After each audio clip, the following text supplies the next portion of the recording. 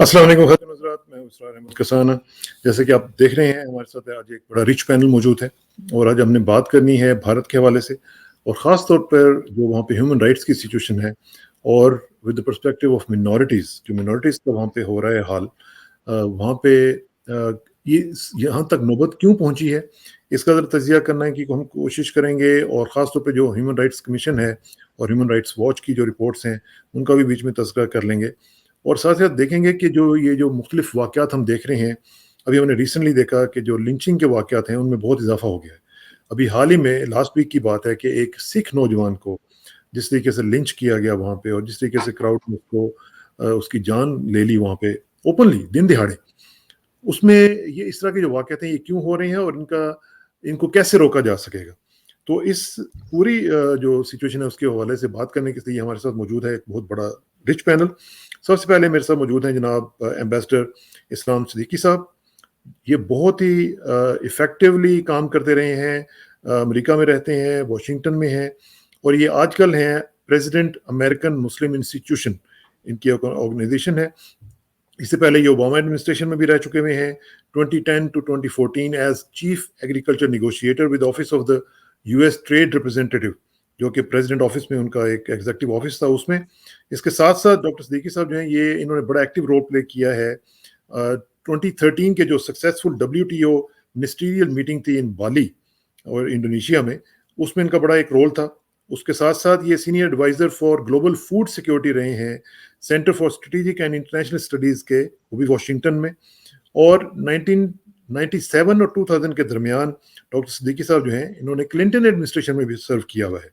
तो ये बेसिकली इनका बड़ा ज़बरदस्त रिच बैकग्राउंड है और आजकल अपनी एक ऑर्गेनाइजेशन चला रहे हैं। इनसे ज़रा पूछेंगे कि उसमें भी ये क्या कर रहे हैं वहाँ पे रहते हुए। और साथ हमारे साथ तशरीफ़ रखती हैं जसबीर कौर साहिबा, जो कि अमेरिकन सिख काउंसिल की प्रेसिडेंट हैं आजकल, और इनसे भी पूछते रहेंगे कि हम इस हवाले से क्या करते हैं, क्योंकि जसबीर साहिबा जो हैं ये हमारे प्रोग्राम में पहले भी आती रही हैं और उनके साथ तशरीफ़ रखते हैं कवनीत सिंह साहब। कवनीत पाजी जो हैं, ये बड़ा ज़बरदस्त काम कर रहे हैं। ये भी अमेरिकन सिख काउंसिल के साथ मुतल्लिक हैं, लेकिन इनके साथ ये होता है कि इनके साथ जब भी मेरी गुफ्तगू होती है तो मैं इनसे बहुत सीखता हूँ। ये चीफ रिसोर्स और एडवोकेसी ऑफिसर हैं अमेरिकन सिख काउंसिल के। तो इसलिए हम बात करेंगे, शुरू करते हैं एम्बेसडर सिद्दीकी साहब से। सिद्दीकी साहब, ये जो बात हमने करनी है ह्यूमन राइट्स की, लेकिन उससे पहले मैं आपको एक चीज़ दिखाता हूँ। आप ज़रा देखिएगा कि ये कल का वाक़या है। ये एक खातून है जो कि कंगना रनौत इनको कहते हैं।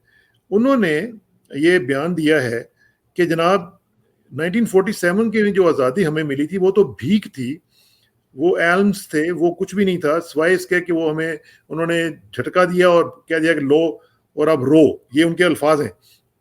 और असल जो फ्रीडम आज़ादी जो उनको मिली है वो 2014 में मिली है, जबकि मोदी साहब की हुकूमत आई थी।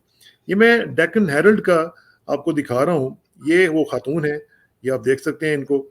और इन्होंने ये कहा है कि जनाब असल आज़ादी जो है वो तो हमें मोदी साहब के आने से मिली है, इससे पहले हमारे पास कोई आज़ादी नहीं थी और ना ही हम इस काबिल थे कि हम बात कर सकें इस आज़ादी के बारे में।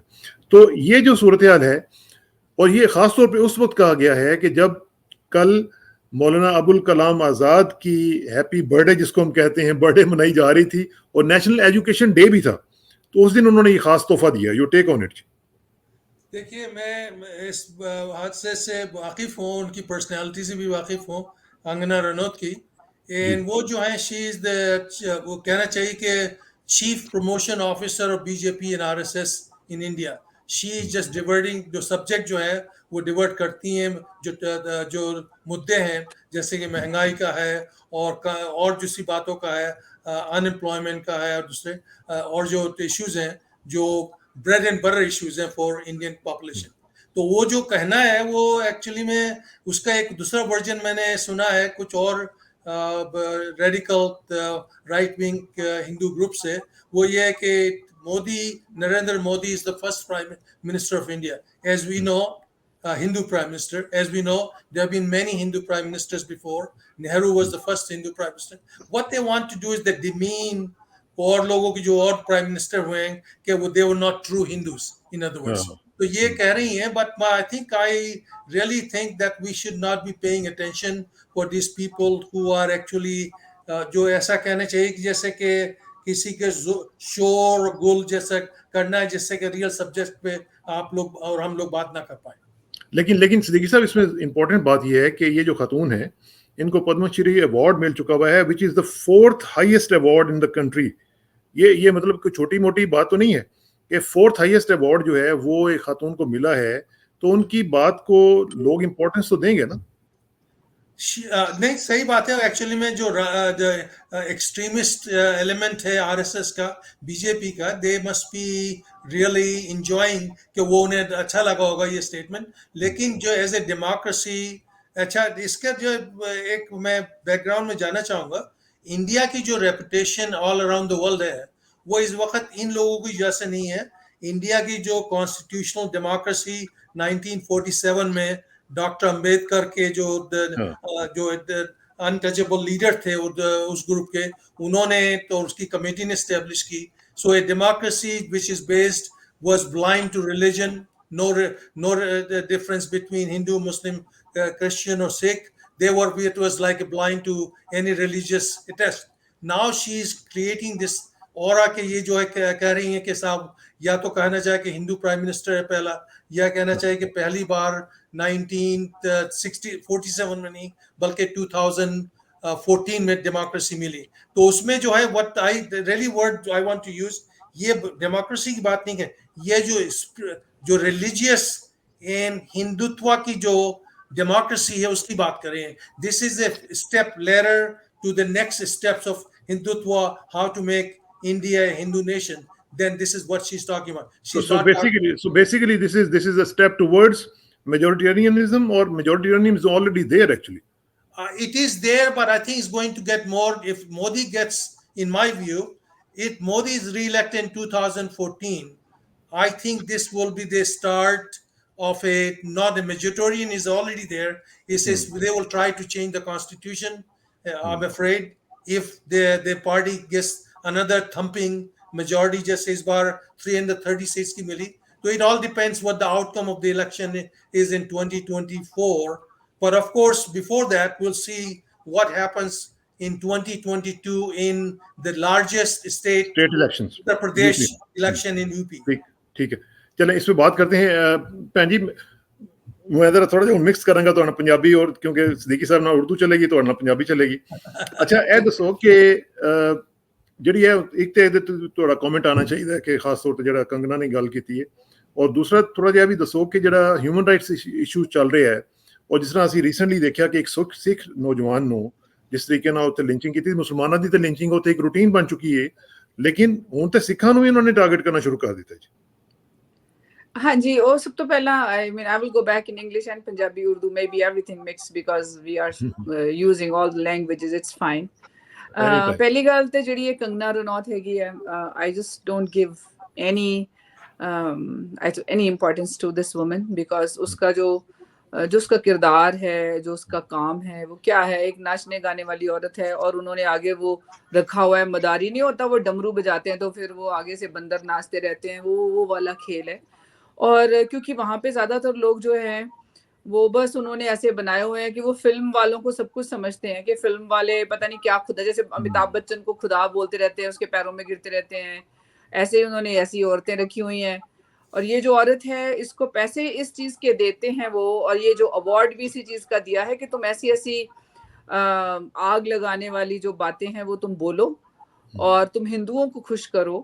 ये जो आपने बात की थी ना कि पहली बार हिंदू प्राइम मिनिस्टर बना है, वो पहली बार आरएसएस का प्राइम मिनिस्टर बना है, इसलिए वो कहती है। तो आरएसएस, उसको समझ नहीं है उस औरत को कि उनकी डेमोक्रेसी नहीं आई, उनकी डिक्टेटरशिप आई है। अब आरएसएस की डिक्टेटरशिप चल रही है इंडिया के अंदर। There is no democracy there, I would say. some people may agree with me and some may not agree with me, लेकिन मैं ये कहूंगी कि अब सिखों मुसलमानों को ये सोचना है कि तुमको कैसे बचना है। तुम उनको मत देखते रहो कि ये वो तो मसल रहे हैं तुम्हें। अब सिखों को उन्होंने लखीमपुर खीरी में उन्होंने गाड़ियां चढ़ा के मार डाला है दिन दिहाड़े। अब वो बच्चे को मार, चलो उसका कसूर भी होगा नहीं भी होगा, पर ये कोई तरीका नहीं है किसी को मारने। ये तो एक्स्ट्रा जुडिशियल। हाँ, तो ये जो बारबेरिक लोग हैं, दिस इज बारबेरिज्म, जो कि आज से 5-6 सदियां पहले होता था। तो ये बारबेरिज्म जो है ये आरएसएस की रगों में है, और मोदी वहीं से तैयार किया हुआ है उन्होंने। ये 12-13 साल का घर में चोरी करके भाग गया था, आपको पता होगा इसकी सारी हिस्ट्री। और ये वहां जब भाग गया था तो वो आरएसएस का, he is an RSS boy. And the next one in line is this one UP का जो in Uttar Pradesh. They are now say we are listening कि वो कहते हैं कि जितना जुल्म उसने करना था अपना मोदी ने तो किया नहीं है, तो अब योगी करेगा जो उसने नहीं किया। तो ये जो कुछ भी आप ट्रेलर देख रहे हैं ये तो सिर्फ ट्रेलर है। तो मैं तो ये कहना चाहूंगी अपने भाई बहनों से, खासकर जो जिनको ये शूद्र कहते हैं, हम तो किसी को शूद्र मानते नहीं है, इस्लाम भी नहीं मानता और ना सिक्खी मानती है किसी को, कोई शूद्र नहीं होता, सब अल्लाह की मखलूकात हैं और सब एक हैं, सब उसी के नूर से बने हैं और कोई नीचा ऊंचा नहीं होता। नीचा ऊंचा वो है जो मोदी एंड कंपनी है, जो कि लोगों के हक खा रहे हैं। और ये कंगना रनौत जैसी बेहया औरतें जो हैं, जिनको तो औरत कहना ही मतलब वो वर्ड ही उनके लिए नहीं है, वो औरत जात की जो है कोई नुमाइंदगी नहीं करती हैं, वो तो एक नाचने गाने वाली रखेले हैं लोगों की, वो कुछ भी बोलती रहें। लेकिन जो उनकी बात को अगर लोग जो मान रहे हैं वो फिर उन्हीं की लाइन में खड़े होंगे, उसी की तरफ ही जाएंगे। सो मैं यही कहती हूँ कि उन्होंने जो ये जो ट्रेलर दिखा रहे हैं, मुसलमानों को मार के, सिखों को मार के, दलितों को मार के, वो कहते हैं तो हम तुम्हारा यही हाल करेंगे, अब तुम बताओ क्या करोगे। So they need to understand how they need to face it। अपने घर बचाने के लिए, अपने खेत बचाने के लिए, अपना वकार बचाने के लिए, अपना धर्म का मतलब फर्ज होता है और विश्वास होता है, उसको बचाने के लिए तुम्हें क्या करना है? तुम तो देख लो, तुम उनको मुंह उठा के देख रहे हो। No, you have to start making a strategy how you will fight back. बिल्कुल ठीक है। फाइट बैक की स्ट्रेटजी जो है कवनीत भाजी, ਉਹ ਜਰਾ ਤੁਸੀਂ ਸਮਝਾਓ ਸਾਨੂੰ ਕਿ फाइट बैक किस तरह हो सकता है, क्योंकि देखो ना सदीकी साहब ने उन्होंने अपनी ऑर्गेनाइजेशन है, ਤੁਹਾਡੀ अमेरिकन सिख काउंसिल है उत्थे, और ਨਾਲ ਅਸੀਂ देख रहे हैं कि ह्यूमन राइट्स वॉच हो गया, यूएन ਦੀ तमाम एजेंसीज ਜਿਹੜੀਆਂ ਨੇ, ਤੁਹਾਨੂੰ ਯਾਦ ਹੋਏਗਾ फ्रीडम हाउस ਦੀ ਰਿਪੋर्ट आ गई है, ਵੀਡਮ ਇੰਸਟੀਚਿਊਟ ਸਵੀਡਨ ਦੀ ਰਿਪੋर्ट आ चुकी है, ਜਿਨ੍ਹਾਂ ਨੇ ਸਾਫ਼-ਸਾਫ਼ ਕਿਹਾ ਕਿ ਇੰਡੀਆ ਦੇ ਵਿੱਚ ਹਿਊਮਨ ਰਾਈਟਸ ਦੀ ਸਿਚੁਏਸ਼ਨ ਜਿਹੜੀ ਹੈ ਇਟ ਇਜ਼ ਵਰਸਨਿੰਗ। ਤੇ ਉਹਦੇ ਤੇ ਹੁਣ ਆਪਸ਼ਨਸ ਜਿਹੜੀਆਂ ਨੇ ਕੀ ਰਹਿ ਗਈਆਂ ਨੇ? ਇਸ ਤਰ੍ਹਾਂ ਦੀਆਂ ਲਿੰਚਿੰਗ ਜਿਹੜੀਆਂ ਹੋ ਰਹੀਆਂ ਨੇ ਉਹਨਾਂ ਨੂੰ ਕਿਸ ਤਰ੍ਹਾਂ ਰੋਕਿਆ ਜਾਏਗਾ ਜੀ? ਇਹ ਜਿਹੜੀ ਤੁਹਾਡਾ ਜੀ ਸਵਾਲ ਕਾਫੀ ਬ੍ਰੌਡ ਹੈ ਤੇ ਮੈਂ ਕੁਝ ਪੁਆਇੰਟਸ ਤੇ ਮੈਂ ਟੱਚ ਕਰਦਾ ਜੀ। ਇੱਕ ਤੇ ਜਿਹੜਾ ਡਾਕਟਰ ਸਦੀਕੀ ਹੋਰਾਂ ਨੇ ਮੈਂਸ਼ਨ ਕੀਤਾ ਕਿ ਸੈਕੂਲਰਿਜ਼ਮ ਦਾ, ਤੇ ਸੈਕੂਲਰਿਜ਼ਮ ਵਾਜ਼ ਦ ਫਾਊਂਡੇਸ਼ਨ ਜਿਹੜੀ ਅੱਗੇ ਸੀ ਕਨਸਟੀਟਿਊਸ਼ਨ ਦੇ ਵਿੱਚ, ਤੇ ਸੈਕੂਲਰਿਜ਼ਮ ਦੇ ਉੱਤੇ ਕਾਫੀ ਪਹਿਰਾ ਦਿੱਤਾ ਗਿਆ ਸੀ। ਐਟਲੀਸਟ ਪਹਿਲੇ ਜਿਹੜੇ 20-30 ਸਾਲ ਜਿਹੜਾ ਬਾਏ ਐਂਡ ਲਾਰਜ ਸੈਕੂਲਰਿਜ਼ਮ ਚੱਲਿਆ। ਉਸ ਤੋਂ ਬਾਅਦ ਜਿਹੜਾ ਆ ਹੁਣ ਦੌਰ ਆਇਆ, ਇਹਦੇ ਵਿੱਚ ਸੈਕੂਲਰਿਜ਼ਮ ਨੂੰ ਤੇ ਉਹਨਾਂ ਨੇ ਇੱਕ ਬੰਨੇ ਟਰੈਸ਼ ਸੁੱਟ ਕੇ ਤੇ ਜਿਹੜਾ ਆਥੋਰਿਟੇਰੀਅਨ ਟਾਈਪ ਆਫ ਡਿਕਟੇਟਰਸ਼ਿਪ ਜਿਹੜੀ ਹੈਗੀ ਹੈ ਇਹ ਹੁਣ ਫੋਰਫਰੰਟ ਤੇ ਆ ਗਈ ਹੈ। ਬਿਕੋਜ਼ ਆਰਐਸਐਸ ਨੇ ਟ੍ਰੇਨ ਕਰ ਕਰਕੇ ਜਿਹੜੇ 5 ਮਿਲੀਅਨ ਤੋਂ ਉੱਤੇ ਵੋਲੰਟੀਅਰ ਤਿਆਰ ਕੀਤੇ ਨੇ, ਉਹ ਓਵਰਨਾਈਟ ਨਹੀਂ ਹੋਏ, ਉਹ ਬੜੇ ਸਾਲ ਲੱਗੇ ਟ੍ਰੇਨ ਕਰਨ ਨੂੰ। ਤੇ ਉਹ ਜਿਹੜੀ ਹੈਗੀ ਹੈ ਮੁਹਿੰਮ ਜਿਹੜੀ ਵਿਚ ਵਾਸ ਇਨ ਦ ਲੋਅਰ ਕਲਾਸਿਸ, ਉਹ ਹੁਣ ਆਲ ਦ ਵੇ ਟੂ ਐਕੈਡਮੀਆ ਪਹੁੰਚ ਚੁੱਕੀ ਹੈ। ਇੰਨੀ ਜ਼ਿਆਦਾ ਪਹੁੰਚ ਚੁੱਕੀ ਹੈ ਕਿ ਇਹ ਉਹਦੇ ਨਾ ਜਿਹੜੇ ਟੈਂਟੀਕਲਸ ਨੇ ਉਹ ਅਮਰੀਕਾ, ਯੂਰਪ, ਕੈਨੇਡਾ ਤੱਕ ਪਹੁੰਚ ਚੁੱਕੇ ਨੇ ਇਨ ਮੈਨੀ ਵੇਜ਼। ਤੇ ਜਿਹੜੀ ਗੱਲ ਤੁਸੀਂ ਪਹਿਲਾਂ ਗੱਲ ਕਰ ਰਹੇ ਸੀ about in all the various institutes, ਜਿਹੜੀ ਗੱਲ ਕਰ ਰਹੇ ਨੇ ਕਿ ਹਾਓ ਕੀ ਸਿਚੁਏਸ਼ਨ ਹੋ ਚੁੱਕੀ ਹੈ। ਮਿਸਾਲ ਰੀਸੈਂਟਲੀ ਇੱਕ ਰਿਪੋਰਟ ਆਈ ਜੇ again by a mix of individuals, ਉਹਦੇ ਵਿੱਚ ਹਿੰਦੂ ਮੁਸਲਮਾਨ from the Indian subcontinent, ਉਹਨਾਂ ਨੇ ਪੇ ਕੀਤੇ ਨੇ। ਕੀ ਕੀਤਾ ਇਹ ਤੇ ਉੱਪਰਵਾਲਾ ਜਾਣਦਾ। ਹਡਸਨ ਇੰਸਟੀਚਿਊਟ ਨੇ ਇੱਕ ਰਿਪੋਰਟ ਕੱਢੀ ਰੀਸੈਂਟਲੀ, ਜਿਹੜੀ ਕਹਿੰਦੇ ਵੀ ਜਿੰਨੇ ਸਿੱਖਾਂ ਦੀਆਂ ਜਿੰਨੇ ਮਸਾਇਲ ਨੇ ਫॉर ਐਨੀ ਇਸ਼ੂ, ਉਹ ਸਾਰੇ ਜਿਹੜੇ ਪਾਕਿਸਤਾਨ ਕ੍ਰੀਏਟ ਕਰ ਰਿਹਾ। ਤੇ ਇਹੋ ਜਿਹੀ ਉਹਨਾਂ ਰਿਪੋਰਟ ਨੈਰੇਟਿਵ ਸਜਿਆ ਹੋਇਆ। ਨਾਓ ਇਹੋ ਜਿਹੀ ਰਿਪੋਰਟਾਂ ਕਈ ਆਉਂਦੀਆਂ ਰਹੀਆਂ, ਪਹਿਲਾਂ ਕੈਨੇਡਾ 'ਚ ਆਈ ਹੈ, ਹੁਣ ਅਮਰੀਕਾ ਤੋਂ ਕੱਢਤੀ ਹੈ। Recently NIA landed up in Vancouver ਕਿ ਜੀ ਅਸੀਂ ਵੀ going to try to subdue the Sikh Canadians. Similarly ਇੱਥੇ ਵੀ ਹੋ ਰਿਹਾ। ਸੋ ਇਹ ਜਿਹੜੇ anything to do with civil rights, human rights, anybody who raises their voice, doesn't matter ਉਹ ਦਲਿਤ ਹੈ, ਸਿੱਖ ਹੈ, ਮੁਸਲਮਾਨ ਹੈ, ਕ੍ਰਿਸਚਨ ਹੈ, ਉਹਨਾਂ ਦੀ ਆਵਾਜ਼ਾਂ ਨੂੰ ਦਬਾਉਣ ਵਾਸਤੇ ਹਰ ਵਸੀਲਾ, ਹਰ ਜਿਹੜਾ ਗਵਰਨਮੈਂਟ ਦੀ ਜਿਹੜੇ ਉਹਨਾਂ ਦੇ ਮੈਕੈਨਿਜ਼ਮਸ ਨੇ ਉਹ ਯੂਜ਼ ਕੀਤੇ ਜਾ ਰਹੇ ਨੇ across the diaspora and India ਦੇ ਵਿੱਚ। ਤੇ ਉਹਨਾਂ ਦਾ ਜ਼ੋਰ ਹੀ ਜ਼ੋਰ ਹੈ ਤੇ they have full power and everything runs through executive, judiciary, police, bureaucracy, ਸਾਰਾ ਉਹਨਾਂ ਦੇ ਕੰਟਰੋਲ 'ਚ ਹੈ। ਐਂਡ ਜਿਹੜਾ ਬੋਲਦਾ ਉਹਨੂੰ ਮਸਲ ਦਿੰਦੇ ਨੇ। ਐਂਡ ਜਿਹੜੀ ਭੈਣ ਜੀ ਅੱਗੇ ਗੱਲ ਕਰ ਰਹੇ ਸੀ ਡਾਕਟਰ ਸਦੀਕੀ ਸਾਹਿਬ ਵੀ, ਕਿ ਜਿਹੜੇ ਇਹ ਲਿੰਚਿੰਗ ਹੋ ਰਹੀ ਹੈ ਦਲਿਤ ਸੀ ਤੇ ਬੜੇ ਮਿਲੇਨੀਆ ਤੋਂ ਚੱਲ ਰਹੀ ਹੈ ਹਾਂ ਮੁਸਲਮਾਨਾਂ ਦੀ ਜਿਹੜੀ ਹੈਗੀ ਹੈ ਉਹ 47 ਤੋਂ ਬਾਅਦ ਸ਼ੁਰੂ ਹੋ ਗਈ ਸਿੱਖਾਂ ਦੀ ਤੇ ਨਸਲ ਖੁਸ਼ੀ ਇਹਨਾਂ ਨੇ ਲੱਖਾਂ ਦੇ ਤਾਦਾਦ ਦੇ ਵਿੱਚ ਮਾਰੇ ਫਰਮ 84 to 98 ਹੁਣ ਦੁਬਾਰਾ ਜਦੋਂ ਮੋਦੀ ਗਵਰਨਮੈਂਟ ਆਈ ਤੇ 2014 ਤੋਂ ਮੁਸਲਮਾਨਾਂ ਦੀ ਫਿਰ ਲਿੰਚਿੰਗ ਜ਼ਿਆਦਾ ਸ਼ੁਰੂ ਹੋ ਗਈ ਸਿੱਖਾਂ ਦੀ ਥੋੜੀ ਜਿਹੀ ਘੱਟ ਸੀ ਬਟ ਐਗਜ਼ਾਮਪਲਸ ਲਖੀਮਪੁਰ ਦੇ ਵਿੱਚ 8 ਬੰਦੇ ਮਾਰੇ ਦੇ ਪਾਰਟਿਕੂਲਰਲੀ ਟਾਰਗੇਟਡ ਦ ਸਿੱਖਸ ਜਿਹੜੇ ਉਹਨਾਂ ਚੋਂ ਇੱਕ ਅਨਫੋਰਚੂਨੇਟਲੀ ਇੱਕ ਉਹਦੇ ਚ ਹਿੰਦੂ ਜਰਨਲਿਸਟ ਸੀ ਉਹਨੂੰ ਮਸਲ ਦਿੱਤਾ ਉਹਨਾਂ ਨੇ ਜਿਹੜਾ farmers ਨੇ even though it's a Indian farmers protest no question but ਉਹਦੇ ਵਿੱਚ ਵੀ largely Sikh farmers ਉਹ ਚ ਸ਼ਹੀਦ ਹੋਏ ਨੇ 750 people have died at the protest sites ਇੱਕ ਵੀ ਆਵਾਜ਼ ਨਹੀਂ ਕਿਸੇ ਗਵਰਨਮੈਂਟ ਵੱਲੋਂ ਆਈ ਕਿ ਵੀ this is injustice ਅੱਛਾ ਹੁਣ ਜਿਹੜੀ ਤੁਸੀਂ ਲਿੰਚਿੰਗ ਵੇਖ ਲਓ this is one example but ਮੁਸਲਮਾਨਾਂ ਦੀ ਲਿੰਚਿੰਗ ਬਹੁਤ ਹੋ ਰਹੀਆਂ ਨੇ the solution to this is ਕਿ ਮੁਸਲਮਾਨ ਸਿੱਖ ਜਿੰਨੇ ਮਿਨੋਰਿਟੀਜ਼ ਨੇ doesn't matter who they are ਮਜ਼ਹਬ ਹੋਣ ਬੇਮਜ਼ਹਬ ਹੋਣ ਡਸਨਟ ਮੈਟਰ ਉਹਨਾਂ ਨੂੰ ਇੰਡੀਆ ਦੇ ਵਿੱਚ ਐਂਡ ਡਾਇਸਪੋਰਾ ਦੇ ਵਿੱਚ ਇੱਕ ਮੁੱਠ ਜੇ ਨਹੀਂ ਹੋਏ ਤੇ ਸਾਰਿਆਂ ਨਾਲ ਤਹਿਸ ਨਹਿਸ ਹੋਣਾ ਐਂਡ ਲਾਈਕ ਪੈਂਜੀ ਮੈਂਸ਼ਨਡ ਇਹਦੇ ਤੇ ਮੈਂ ਆਨਾ ਵਾ ਵੈਸੇ ਉਹ ਕੰਗਨਾ ਰਣੌਤ ਨੇ ਜਿਸ ਵਕਤ ਗੱਲ ਕੀਤੀ ਨਾ ਤਾਂ ਉਹਨੇ ਇਹ ਵੀ ਕਿਹਾ ਹੈ ਕਿ ਮੈਂ ਜਿਹੜਾ ਖਾਲਿਸਤਾਨੀ ਨੇ ਔਰ ਦੂਸਰੇ ਜਿਹੜੇ ਨੇ ਨਾ ਨੈਕਸਲਾਈਟਸ ਸਾਰਿਆਂ ਨੂੰ ਮੈਂ ਮੈਸੇਜ ਦੇ ਰਹੀ ਹਾਂ ਉਹਨੇ ਤੁਹਾਨੂੰ ਸਾਰਿਆਂ ਨੂੰ ਖਾਲਿਸਤਾਨੀ ਕਹਿ ਕੇ ਤੁਹਾਨੂੰ ਕਹਿਤਾ ਜੀ ਤੁਹਾਡਾ ਵੀ ਅਸੀਂ ਵੇਖ ਲਾਂਗੇ ਬੰਦੋਬਸਤ ਕਰ ਲਾਂਗੇ ਤੇ ਅਜੀਬ ਜੀ ਸੂਰਤ-ਏ-ਹਾਲ ਉਹਦੀ ਸਟੇਟਮੈਂਟ ਦੀ ਕ੍ਰੀਏਟ ਹੋਈ है मैं ज़रा ਤੁਹਾਨੂੰ एक रिपोर्ट दिखाना वा डॉक्टर सिद्दीकी साहब ये ज़रा आप देखिएगा ये एक रिपोर्ट है जी ये ह्यूमन राइट्स वॉच की रिपोर्ट है जी। और ये अगर आप देखें तो ये देखें वो कह रहे हैं कि इंडिया के जो इवेंट्स हैं ये पिछले साल की रिपोर्ट है और उसमें वो कह रहे हैं कि BJP lead government increasingly harassed arrested and prosecuted rights defenders activists journalists students, academics, and other criticals of the government or its policies. The government continued to impose harsh and discriminatory restrictions on Muslim majority areas in Jammu and Kashmir since revoking the state's constitutional status in August 2019 and splitting it into 2 federally governed territories. अच्छा ये अब इसमें पूरी detail है आगे जाके मैं आपको दिखाता भी जाऊंगा लेकिन सूरत हाल ये है सिद्दीकी साहब के आपकी जो ऑर्गेनाइजेशन है इस तरह की जो ऑर्गेनाइजेशन है वो क्या कर रही हैं इन मामलात को उठाने के लिए क्योंकि ये देखें ना ये ऑफिशियल रिपोर्ट है ये किसी आम इदारे की रिपोर्ट नहीं है ये ह्यूमन राइट्स वॉच की रिपोर्ट है तो इसमें आप लोग क्या कर सकते हैं और क्या करना चाहिए ये भी मैं चाहूंगा कि आप भी जरा सजेस्ट भी करें प्लीज जी मैं इस रिपोर्ट जो आप कह रहे हैं मैं इससे वाकिफ हूँ और एक दो रिपोर्ट आपने और भी मेंशन की जो फ्रीडम हाउस की रिपोर्ट है उन्होंने भी इंडिया को डाउनग्रेड किया फ्रॉम पूरी कंप्लीट डेमोक्रेसी के बाद पार्टली डेमोक्रेसी सो उनकी जो रेटिंग जो है आउट ऑफ 171 से 60 वो 67 हो गई है तो ये जो नंबर डाउन हुए हैं और बचकर कश्मीर में तो वो नंबर जो है इज ओनली 27 तो ये जो है सब नंबर जो डाउन हो रहे हैं इंडिया के So this is ये बल्कि जो वो वीडम इंस्टीट्यूट है स्वीडन का उसने तो कहा कि India is not a democracy it's an autocracy. So I think those are differences of opinion. I think we can debate it, but I think both of the reports are saying India is no longer a full democracy. The word इसलिए मैं वो emphasize कर रहा हूँ. But around the world, Indian propaganda machinery जो है वो कहती we are the world's largest democracy.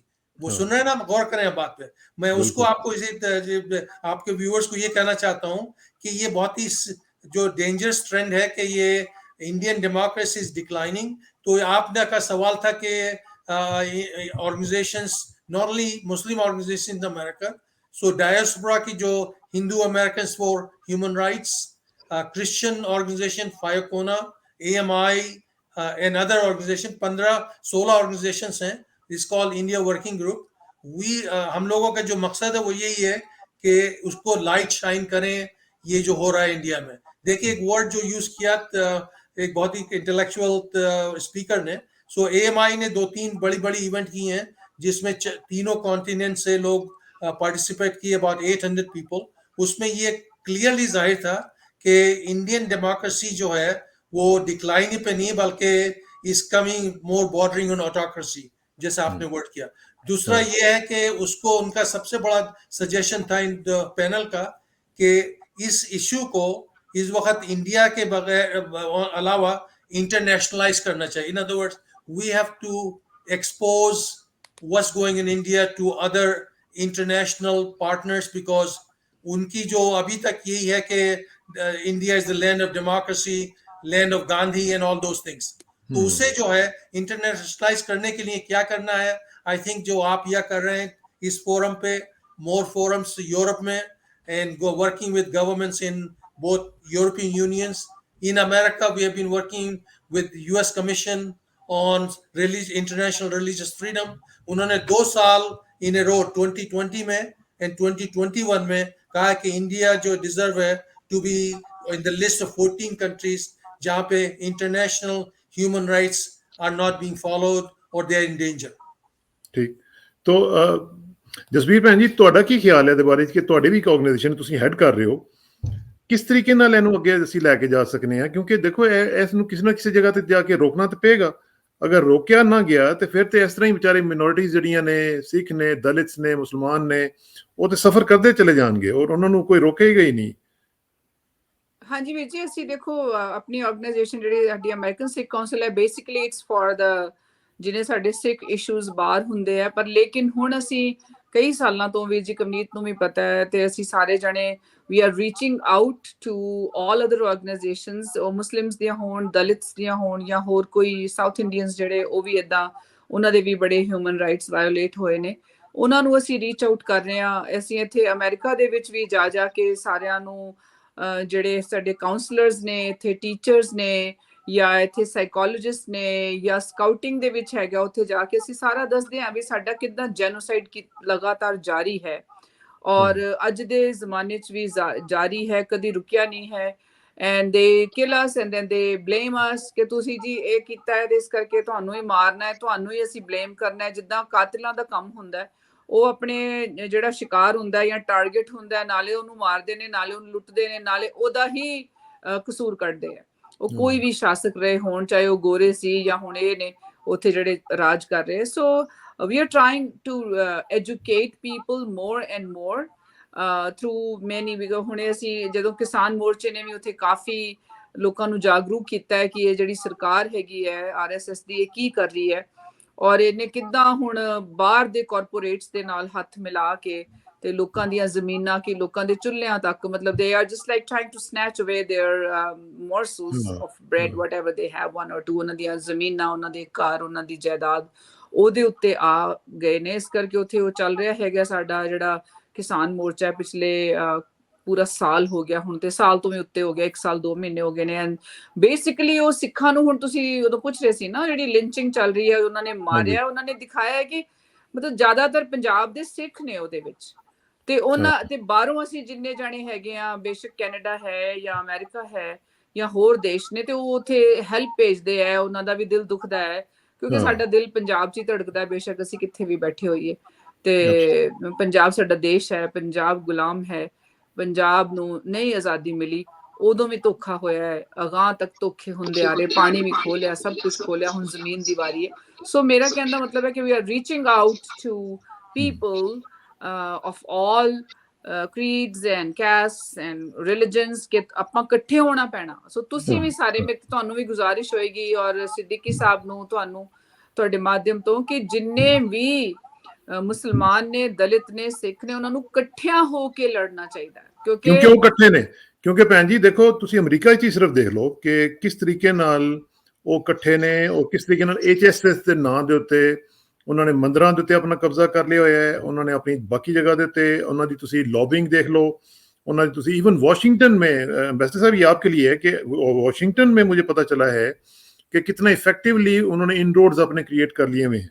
तो इस पे मैं आपका भी कमेंट लूंगा, लेकिन भैन जी ਤੁਸੀਂ ਜ਼ਰਾ ਦੱਸਣਾ ਇਹਦੇ ਬਾਰੇ ਕਿ ਇਸ ਚੀਜ਼ ਨੂੰ ਕਿਸ ਤਰ੍ਹਾਂ ਕਾਊਂਟਰ ਕੀਤਾ ਜਾ ਸਕਦਾ ਹੈ ਐਡਵੋਕੇਸੀ ਦੇ ਵੱਲ। ਭਾਜੀ ਦੇਖੋ, ਖੁੱਲੇ ਦਿਲ ਕਰਨੇ ਪੈਣੇ ਆ। ਪਹਿਲੀ ਗੱਲ ਤੇ ਸਾਡਾ ਮਿਸ਼ਨ ਇੱਕ ਹੋਣਾ ਚਾਹੀਦਾ, number 1। If the mission and goal is not clear, nobody is going to join and nobody is going to fight and nobody is going to make any strategy. Mission ਦੇ ਨਾਲ ਦੇਖੋ ਇੱਕ ਚੀਜ਼ ਜਿਹੜੀ ਬੜੀ ਇੰਪੋਰਟੈਂਟ ਹੈ ਨਾ, ਉਹ ਇਹ ਵੇ ਕਿ ਮੁxtਲਿਫ ਜਗ੍ਹਾ ਦੇ ਉੱਤੇ ਹਰ ਬੰਦੇ ਦੀ ਆਪਣੀ ਆਪਣੀ ਓਪੀਨੀਅਨਸ ਨੇ, ਲੇਕਿਨ ਤੁਸੀਂ ਜਿਹੜੀਆਂ ਡਾਈਵਰਜੈਂਸਿਸ ਨੇ ਉਹਨਾਂ ਨੂੰ ਅਲੱਗਾ ਕਰ ਦਿਓ, ਜਿਹੜੀਆਂ ਕਨਵਰਜੈਂਸਿਸ ਨੇ ਉਹਨਾਂ ਤੇ ਇਕੱਠੇ ਹੋ ਜਾਓ। ਬਿਲਕੁਲ ਦੇਖੋ ਨਾ, ਬਾਕੀ ਜਿਹੜੀਆਂ ਉਹਨਾਂ ਕੋਲ ਜੀ ਅਸੀਂ ਫੋਰ ਐਗਜ਼ਾਮਪਲ 2 ਜਾਂ 3 ਪੁਆਇੰਟ ਏਜੰਡਾ ਵੇ, ਇਹਦੇ ਤੇ ਅਸੀਂ ਕਾਮਨ ਏਜੰਡਾ ਵੇ ਸਾਡਾ, ਬਾਕੀ ਤੁਸੀਂ ਜੋ ਕੁਝ ਕਰਨਾ ਕਰੋ, ਲੇਕਿਨ ਇਹਨਾਂ ਦੇ ਉੱਤੇ ਇਕੱਠੇ ਹੋ ਜਾਓ। देखो एक एजेंडा भाजी मेन होना चाहिए है, बेशक वो मुसलमान है या सिख है या दलित है, ਉਹਨੂੰ ਇਹ ਪਤਾ ਹੋਣਾ ਚਾਹੀਦਾ ਹੈ ਕਿ ਤੇਰਾ ਕੋਈ ਦੁਸ਼ਮਣ ਨਹੀਂ ਹੈ ਬਿੱਪਰ ਦੇ ਇਲਾਵਾ, ਆਰਐਸਐਸ ਦੇ ਇਲਾਵਾ ਤੇਰਾ ਕੋਈ ਦੁਸ਼ਮਣ ਨਹੀਂ ਹੈ। ਮੁਸਲਮਾਨ ਨਹੀਂ ਸਿੱਖਾਂ ਨੂੰ ਮੁਸਲਮਾਨ ਬਣਾਉਂਦੇ ਤੇ ਨਾ ਸਿੱਖ ਮੁਸਲਮਾਨਾਂ ਨੂੰ ਮੁਸਲਮਾਨ ਸਿੱਖ ਬਣਾਉਂਦੇ ਆ। ਸਾਡੇ ਤਾਂ ਖੈਰ ਕਨਵਰਜਨ ਹੈ ਹੀ ਨਹੀਂ, ਮੈਨੂੰ ਮੁਸਲਮਾਨਾਂ ਦਾ ਤੇ ਕ੍ਰਿਸਚੀਅਨਸ ਦਾ ਚਲੋ ਜੋ ਵੀ ਹੋਏਗਾ, ਸਾਡੇ ਵਿੱਚ ਕੋਈ ਕਨਵਰਜਨ ਨਹੀਂ ਹੈ। ਸਿੱਖ ਤਾਂ ਸਿਰਫ ਇਹ ਕਹਿੰਦਾ ਵੀ ਮੈਨੂੰ ਜੀਣ ਦਿਓ ਤੇ ਆਪ JIO, you can go your way, ਤੁਹਾਨੂੰ ਤੁਹਾਡਾ मुबारक, आपको आपका मुबारक, हमें अपना मुबारक, वो वाली बात। लेकिन यहाँ पर जब आरएसएस से मुकाबला करना है या उनको पछाड़ना है तो हमें एक चीज याद रखनी है कि हमें अपनी आजादी, अपना जो वजूद, अपनी एग्जिस्टेंस है, उसके लिए हमें जीना है और उसके लिए लड़ना है। तो हर कोई लड़ेगा, हर एक को अपनी एग्जिस्टेंस, अपना वजूद कायम चाहिए। जब उस वजूद को कायम रखना है और उसको आपने अपने अकीदे को कायम रखना है तो उसके लिए आपको लड़ना पड़ेगा। आपके नबी भी लड़े, अपने राइट्स के लिए आपको, अपने राइट्स के लिए आपको जहां तक भी जाना पड़ेगा। तवनीत बाजी ਤੁਸੀਂ ਤੇ ਤੁਹਾਡਾ ਤੇ ਰੋਲ ਹੀ ਐਡਵੋਕੇਸੀ ਦਾ ਵੇ। ਬਿਲਕੁਲ ਜ਼ਰਾ ਇਹਦੇ ਬਾਰੇ ਤੁਸੀਂ ਦੱਸੋ ਕਿ ਐਡਵੋਕੇਸੀ ਦੇ ਹਵਾਲੇ ਨਾਲ ਖਾਸ ਤੌਰ ਤੇ ਜਿਸ ਤਰ੍ਹਾਂ ਵਾਸ਼ਿੰਗਟਨ ਵਗੈਰਾ ਦੀ ਤੁਹਾਨੂੰ ਪਤਾ ਹੀ ਹੈ ਉੱਥੇ ਲੌਬਿੰਗ ਕਿੰਨੀ ਮੈਟਰ ਕਰਦੀ ਹੈ ਔਰ ਕਿਤਨੇ ਇਫੈਕਟਿਵਲੀ ਲੋਕ ਕਰਦੇ ਨੇ। ਮੈਨੂੰ ਯਾਦ ਹੈ ਸਾਡੇ ਇੱਕ ਸਿੱਖ ਭਾਈ ਹੁੰਦੇ ਸਨ, ਮੈਨੂੰ ਅੱਜ ਤੋਂ 20 ਸਾਲ ਪਹਿਲੇ ਦੀ ਗੱਲ ਹੈ, ਉੱਥੇ ਸਾਡੀ ਅਕਸਰ ਮੁਲਾਕਾਤਾਂ ਹੁੰਦੀਆਂ ਸਨ ਕੈਪੀਟਲ ਹਿੱਲ ਦੇ ਉੱਤੇ ਉਹਨਾਂ ਦੇ ਨਾਲ। ਉਹ ਰਹਿੰਦੇ ਹੀ ਤਕਰੀਬਨ ਹਰ ਵਕਤ ਉੱਥੇ ਕੈਪੀਟਲ ਹਿੱਲ ਤੇ ਹੁੰਦੇ ਸਨ। ਜਦੋਂ ਮੈਂ ਮਿਲਦਾ ਸੀ ਉਹਨਾਂ ਨੂੰ ਉੱਥੇ ਹੁੰਦੇ ਸਨ, ਮੈਂ ਉਹਨਾਂ ਦਾ ਨਾਮ ਭੁੱਲ ਗਿਆ, ਔਲਖ ਸੀ ਉਹਨਾਂ ਦਾ ਨਾਮ ਪਤਾ ਨਹੀਂ ਕੀ ਗੁਰਮੀਤ ਸਿੰਘ ਔਲਖ। ਹਾਂਜੀ ਹਾਂ, ਤੇ ਉਹ ਮਤਲਬ ਇਸ ਤਰ੍ਹਾਂ ਦੀ ਐਡਵੋਕੇਸੀ, ਲੋਕਾਂ ਨਾਲ ਪਰਸਨਲ ਤਾਲੁਕਾਤ ਕਿੱਥੋਂ ਤੱਕ ਤੁਸੀਂ ਪਹੁੰਚੇ ਹੋ, ਕੀ ਕਰ ਰਹੇ ਹੋ ਤੁਸੀਂ ਉਹਦੇ ਬਾਰੇ? ਦੇਖੋ ਉੱਥੇ ਤੱਕ ਅਸੀਂ ਕੋਸ਼ਿਸ਼ਾਂ ਕਰ ਰਹੇ ਹਾਂ, ਪਰ ਹੁਣ ਜ਼ਿਆਦਾ ਵੀ ਉਹਦੀਆਂ ਗੱਲਾਂ ਕਰੋਗੇ ਤੇ ਹੋਰ ਉੱਥੇ ਮਸਲੇ ਸ਼ੁਰੂ ਹੋ ਜਾਂਦੇ ਆ। ਸੋ ਨਹੀਂ ਚਲੋ ਮੈਂ ਕਵਨੀਤ ਭਾਜੀ ਕੋਲ ਪੁੱਛ ਲੈਣਾ। ਕਵਨੀਤ ਭਾਜੀ ਤੁਸੀਂ ਐਡਵੋਕੇਸੀ ਆਫੀਸਰ ਹੋ ਨਾ? ਸੋ ਏਦਾਂ ਸਾਰ ਭਾਈ ਕਿ ਜਿਹੜੇ ਇਹਦੇ ਕਈ ਪੱਖ ਨੇ, ਵੇਰੀਅਸ ਲੈਵਲਸ ਨੇ। ਸੋ ਮੈਂ ਤੁਹਾਨੂੰ ਐਗਜ਼ਾਮਪਲ ਦੇਣ ਲੱਗਾ, ਵਾਸ਼ਿੰਗਟਨ ਦੇ ਵਿੱਚ ਲੌਬਿੰਗ ਦੀ ਗੱਲ ਜਿਹੜੀ ਹੈਗੀ ਹੈ, ਉਹ ਇੱਕ ਪਾਸੇ ਜਿਹੜੀ ਲੌਬਿੰਗ ਦੀ ਬਹੁਤ ਜ਼ਰੂਰਤ ਹੈਗੀ ਹੈ, ਤੇ ਉਹ ਕੁਛ ਹੱਦ ਤੱਕ ਡਾਕਟਰ ਸਦੀਕੀ ਤੇ ਇਹਨਾਂ ਦਾ ਗਰੁੱਪ ਜ਼ਰੂਰ ਕਰ ਰਿਹਾ। ਅਸੀਂ ਇਹਨਾਂ ਨਾਲ ਰਲ ਕੇ ਪਿਛਲੇ ਕੁਛ ਟਾਈਮ ਤੋਂ ਕਈ ਪਲੇਟਫਾਰਮਸ ਉੱਤੇ ਕੰਮ ਕਰ ਰਹੇ ਹਾਂ ਤੇ ਕੰਮ ਸ਼ੁਰੂ ਵੀ ਕੀਤਾ ਹੋਇਆ। ਪਰ ਉਹ ਜਿਹੜੀ ਇੰਡੀਪੈਂਡੈਂਟ ਇੰਡੀਵਿਜੂਅਲ ਲੌਬਿੰਗ ਜਿਹੜੀ ਹੈਗੀ S for S the American Sikh council, ਉਹ ਹਾਲੀ ਅਸੀਂ ਉਹਨੂੰ ਸੈਪਰੇਟ ਕੀਤਾ ਹੋਇਆ। ਉਹ ਕਿੰਨਾ ਕਰਾਂਗੇ ਉਹ ਤਾਂ ਸੈਪਰੇਟ ਟੌਪਿਕ। ਪਰ ਜਿਹੜੀ ਅਸੀਂ ਹੁਣ ਤੱਕ ਕੁਛ ਐਗਜ਼ਾਮਪਲ ਤੋਂ ਦਿੰਦਾ, ਜਿੱਦਾਂ UN ਦੇ ਵਿੱਚ ਸਾਡੀ ਕਾਉਂਸਲ ਨੇ ਜਾ ਕੇ ਅਸੀਂ ਐਡਰੈਸ ਕੀਤਾ ਉਹਨਾਂ ਨੂੰ, ਜਨੀਵਾ ਜਾ ਕੇ ਵੀ।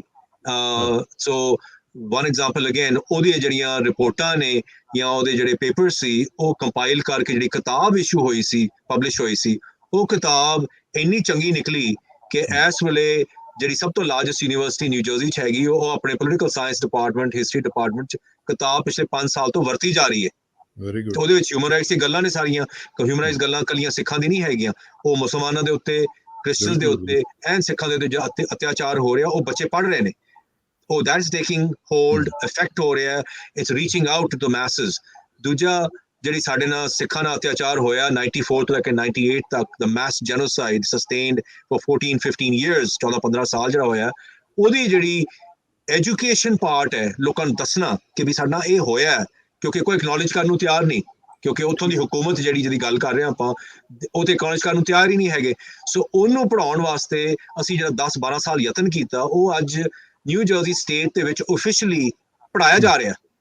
ਅੱਛਾ, ਇਹ ਤਾਂ ਮੈਂ 2 ਐਗਜ਼ਾਮਪਲ ਦੇ ਰਹੇ ਹਾਂ। ਸੋ ਏਦਾਂ ਅਸੀਂ ਜਿਹੜੀਆਂ ਐਮਨੈਸਟੀ ਹੋ ਗਈ, ਇੰਟਰਨੈਸ਼ਨਲ ਹਿਊਮਨ ਰਾਈਟਸ ਵਾਚ, ਇਹਨਾਂ ਨਾਲ ਰੈਗੂਲਰਲੀ ਕੰਮ ਕਰਦੇ ਹਾਂ। ਐਂਡ ਰਿਪੋਰਟਸ ਵਗੈਰਾ ਜਿਹੜੀਆਂ ਹੈਗੀਆਂ ਨੇ, ਵੇਰਿੰਗ ਡਿਗਰੀਜ਼ ਤਿਆਰ ਹੋ ਰਹੀਆਂ ਨੇ। ਜਿਹੜੀ ਭੈਣ ਜੀ ਜਸਪੀਰ ਕੌਰ ਟੱਚ ਕਰ ਰਹੇ ਸੀ, ਦੈਟਸ ਅ ਸੈਪਰੇਟ ਪਾਰਟ ਜਿਹੜੀ ਐਡਵੋਕੇਸੀ ਅਸੀਂ ਕਰ ਰਹੇ to the general American public also, ਤਾਂ ਕਿ ਆਲ ਐਜੂਕੇਟਰਸ ਗੈਟ ਟੂ ਨੋ ਕੀ ਹੋ ਰਿਹਾ। ਪਰ ਜਿਹੜਾ ਪੋਲੀਟੀਕਲ ਲੌਬਿੰਗ ਹੈਗੀ ਹੈ, ਉਹ ਸਾਡੀ ਹਾਲੀ ਸਟਿਲ ਨੇਸੈਂਟ ਸਟੇਜਸ ਦੇ ਉੱਤੇ ਹੈਗੀ ਹੈ, ਤੇ ਉਹਨੂੰ ਸਟਰੋਂਗ ਕਰਨਾ ਪਏਗਾ। ਉਹਨੂੰ ਸਟਰੋਂਗ ਕਰਨਾ ਪਏਗਾ। ਡਾਕਟਰ ਸਦੀਕੀ ਤੇ ਹੋਰ ਕਈ ਇਹੋ ਜਿਹੇ ਸੱਜਣ ਨੇਕ ਇਨਸਾਨ ਹੈਗੇ ਨੇ, ਜਿਹਦੇ ਨਾਲ ਰਲ ਕੇ ਹੋਰ ਵੀ ਗਰੁੱਪਸ ਇਕੱਠੇ ਹੋ ਰਹੇ ਨੇ, ਤੇ ताकि ह्यूमन राइट्स का फोकस रहे साडा। मैं जरा सिद्दीकी साहब को पूछना, सिद्दीकी साहब, ये जो अभी सूरत हम देख रहे हैं, इसमें यानी लोगों की ये ओपिनियन अब बनती चली जा रही है कि इंडिया जो है ये एक अनलिवेबल कंट्री बन चुका है, स्पेशली फॉर द मिनॉरिटीज। और अगर ये होता है तो फिर ये डेमोक्रेसी तो ना रही, जिस तरह कि हम पहले भी बात कर रहे थे। तो इस सिचुएशन में आपकी अपनी ऑर्गेनाइजेशन भी है, इधर अमेरिकन सिख काउंसिल है, इस तरह और बेशुमार ऑर्गेनाइजेशंस हैं जो कि मिनॉरिटीज को वहां पर रिप्रेजेंट करती हैं। क्या ये वक्त नहीं आ गया कि तमाम ऑर्गेनाइजेशंस की एक अम्ब्रेला ऑर्गेनाइजेशन बना के उनके साथ पार्टनरशिप और अलायंसेस बना के कोई इस तरह का इम्पैक्ट क्रिएट किया जाए वहां पे, ताकि वहां पे इवन जो यूएस में इन्होंने जो लॉबिंग अपनी शुरू की हुई है और आम लोगों को नहीं पता, ये आपको पता है कि वहां पे ये जो इनके करिकुलम्स हैं उन तक पहुंच चुके हैं। ये अपना जो इनका जो नुक्ता नजर है उसको अमेरिकन करिकुलम्स में स्कूलों में लेके जा रहे हैं। तो इसमें क्या किया जाएगा? वो जिस तरह से आपकी बात दुरुस्त है, तो उसमें और ग्रुप्स भी जाते हैं। मैं कैलिफोर्निया में बहुत एक्टिव होता था। हमने जो करिकुलम इस्लाम के जो नेगेटिव इमेज थी बुक्स में, तो हम लोग भी जो है, आप यकीन नहीं करेंगे, 1984 में मेरे घर पे मीटिंगें होती थी सैक्रामेंटो में, और लोग स्टेट बर्ड से, सैक्रामेंटो की कैपिटल है, लोग कैलिफोर्निया बर्ड से आया करते थे, और हम लोगों ने करिकुलम चेंज किया जिसमें कि it was negative coverage of Islam was taken out. तो मैं वो आपसे ईयर्स कर रहा हूँ। आई थिंक अगर हिंदू, आप सैक्रामेंटो में मुस्लिम मॉस्क एसोसिएशन में भी तो थे ना, मैं उसका प्रेसिडेंट रह चुका हूँ। तो मैं अर्ज ये कर रहा हूँ कि ईच रिलीजन अगर कोई ज्यादती हो रही है, डेमोक्रेसी में उस हक होता है कि वो अपील करे, उसे करेक्ट करे, वो तो ठीक है। पॉलिटिकल रिप्रेजेंटेशन में एएमआई के अलावा और भी कई ग्रुप्स है, वो हम लोग एक्टिव हैं। तो without giving in detail, just tell you, जब last time Narendra Modi was in Washington DC, ये बाय एक्सीडेंट नहीं हुआ कि कमला हैरिस वाइस प्रेसिडेंट ने भी वो मोदी साहब को याद दिलाया डेमोक्रेसी के बारे में, और प्रेसिडेंट बाइडेन ने भी। तो मैं आपसे अर्ज ये कर रहा हूँ कि जो भी क्वाइटली जो ग्रुप्स काम कर रहे हैं वो टच में है एडमिनिस्ट्रेशन से, लेकिन वो 4 साल जो ट्रम्प एडमिनिस्ट्रेशन के रहे, वो ट्रम्प में between Trump in America and Modi in India, तो we don't know who was worst to their country. At least we got rid of our president, who was which was celebrated. Let's hope in the next election in right-minded majority. Now ये बहुत important है, वहाँ पे जो majority community है, ये जो नुकसान इंडियन डेमोक्रेसी का हो रहा है, 70 साल की जो कमाई और मेहनतों से, जो उससे पहले 90 साल तक हिंदूज, मुस्लिम, सिख्स ने सभी ने आजादी की लड़ाई लड़ी थी। हम लोग कामयाब हुए 1947 में।